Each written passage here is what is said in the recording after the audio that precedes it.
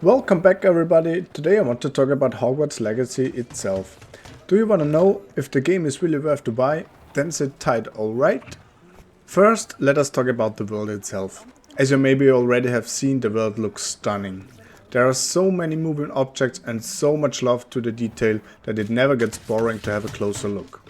In Hogwarts itself, you maybe think after spending lots of hours there that you have seen everything, but then in the end you will always find something new.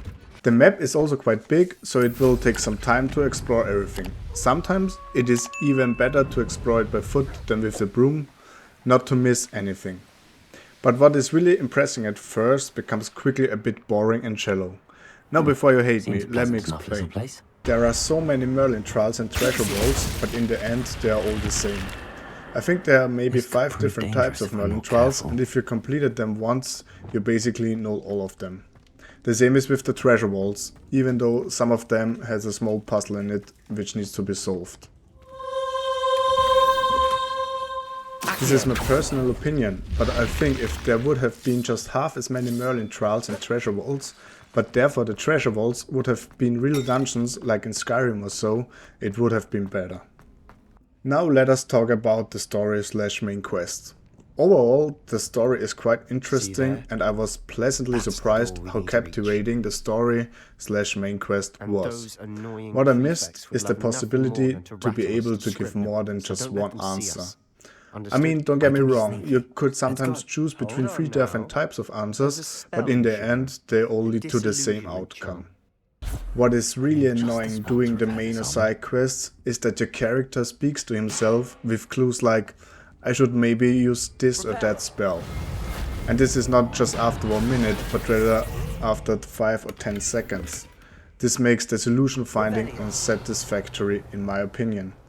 The character customization regarding the appearance, however, is quite diversified. You can change so much with your looks, and even after you started the game, you can, for example, change your hairstyle in Hogsmeade. As much the game has to offer with the optical appearance, as little it has with the items you can find. There are 4 different rarity scales with well appointed as lowest and legendary the highest, and 6 different clothing types to wear.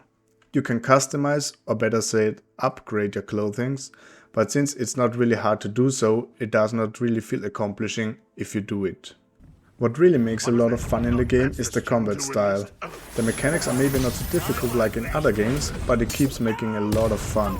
You can grab the enemies and throw them through the air, or just grab the weapon and hit them with it. You can also grab a lot of stuff which is lying around and throw it on them.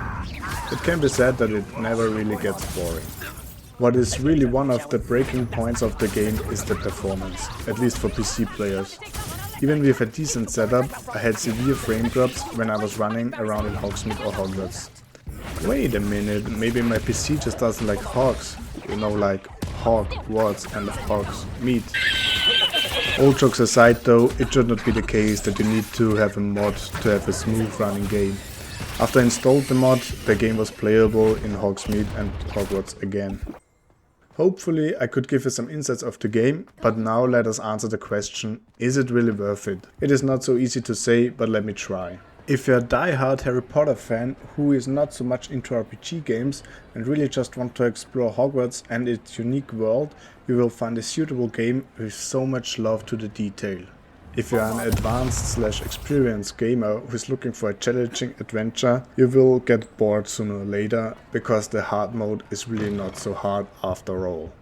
Nevertheless, I had a lot of fun to explore the world the first time, however I'm not sure if I would buy it again for 60 bucks. Maybe for 40 or so, but 60 is then, for me at least, a bit too much. Just let me know what you think about this game, and if this review helped you, then please subscribe to my channel, because it makes a huge difference for a little channel like mine.